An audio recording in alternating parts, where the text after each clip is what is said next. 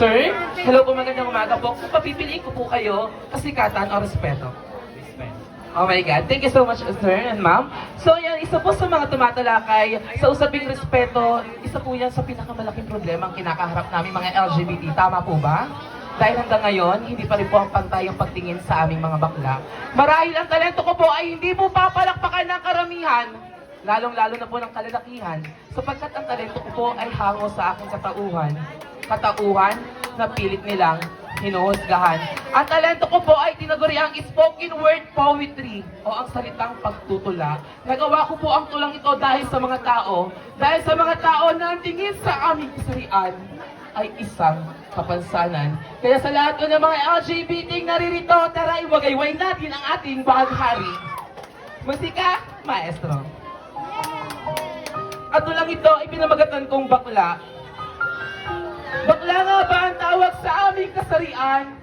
Pero bakit parang mas lalaki pa kami sa digmaan? Baklang nilalait sa daan. Pero kapatid at magulang, pag-uwi sa tahanan. Saan nyo nga ba kami madalas makita? Sa pista na kung saan ang hatid namin ay saya. Numero 1 nagpapasaya. Sa tuwing kayo ay wala ng gana. At sa tuwing kayo ay punong-puno na ng problema. Halika rito kaibigan, at ikaw ay sisigla. Bakla, bakla, bakla.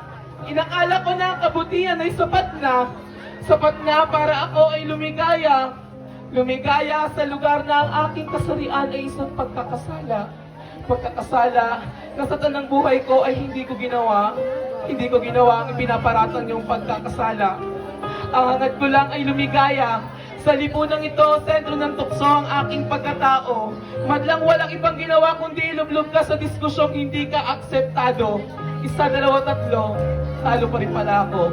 Kahit na ang hangad ko ay magpakatotoo. At ibali na po kami tawagin baklang bato-bato. Kesa naman po sa mga tunay na lalaki na gumagkamit ng ipinagbabawal na bato. Kami pong mga bakla ay karapat-dapat bigyan ng salitang MRT. Mahalin, respetuhin, tanggapin. Sa wikang Ingles, LRT.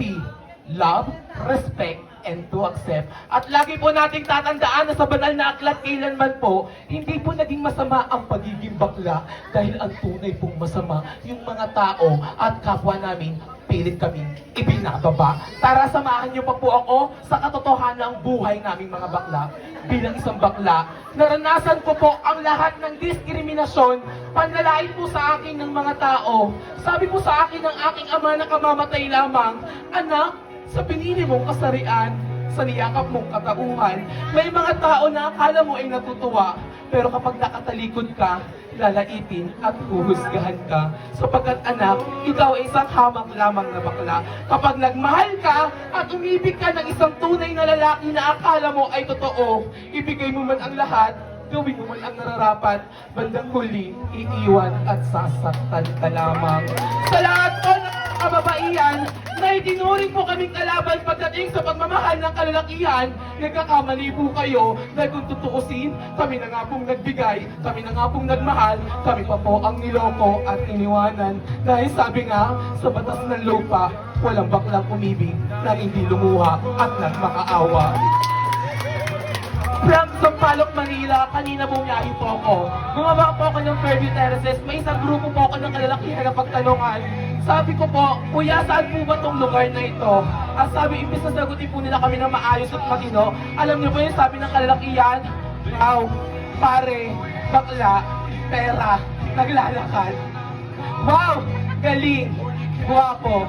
Para sa mga kalalakihan na ang tingin sa aming mga bakla ay bangko, pakinggan po ninyo ito, na kung gusto nyo po ng pambisyo, panghigit ng sigarilyo at panginom ng alak ninyo, matutupusan na kayo magpatulog ng pawis sa noon ninyo. Dahil kami mga bakla, tayo sa umaga, tayo sa gabi, may mapakain lamang sa pamilya na sa amin ay umaasa. At ang mas masakit pa po doon, tatawagin po nila kami manananggal. Manananggal daw po kami ng lakas ng mga kalalakihan. Bakit kayo rin naman pong kalalakihan na ay manananggal ng cash naming mga kabaklaan? Bakit meron po ba kapatid sa aming mga bakla?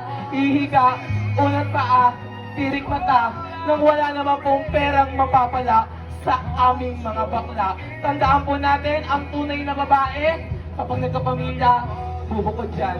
Ang mga lalaki kapag nagkapamilya, bubukod dyan. Pero ang bakla, mananatili sa tahanan para alagaan ang kanilang mga magulang. And now, judges, I'm very proud to say, ako po ang nag-aaruga at nag-aalaga sa aking ina na may breast cancer stage 3B. Ngayon niyo po sabihin na kami mga bakla ay salot dito sa lipunan. Kami po bang mga bakla ay salot? Sino po bang tunay na salot? Kami po mga bakla na kaya ng kayod o ang mga kalalakihan po na nasa 8 taong gulang na pero sa magulang pa rin umaasa. At ito po ang tatandaan ninyo. Sabi nga sa kanta ni Glock 9, kahit anong gawin ninyo, kahit diskriminahin nyo kami, kailanman ang bandera namin kailanman ay hindi tutumba. Magandang gabi po.